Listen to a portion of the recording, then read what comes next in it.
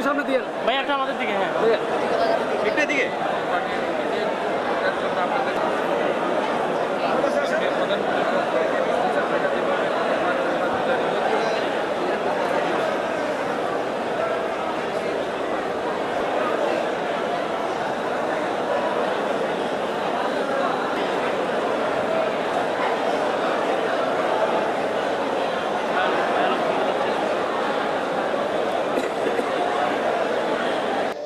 যে আমাদের যে গরুর হাট নিয়ে কিছু কথা হচ্ছে, আমি আপনাদেরকে স্পষ্টভাবে বলতে চাই, আমি যখন থেকে চট্টগ্রাম সিটি কর্পোরেশনের দায়িত্ব নিয়েছি, রাজস্ব কখনো আমরা নিচের দিকে যাইনি।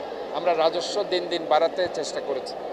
2025 সালে আমার গরুর হাট ইজারা দিয়ে যে রাজস্ব আমরা পেয়েছি, এইবার 2026 সালে আমরা আরও 2 কোটি টাকা বেশি রাজস্ব আমরা পেয়েছি। আমরা ইতিমধ্যে মিটিং করেছি কোরবানির বর্জ্য অপসারণের জন্য এবং সুন্দর মধ্যে সেটা ম্যানেজ করার জন্য।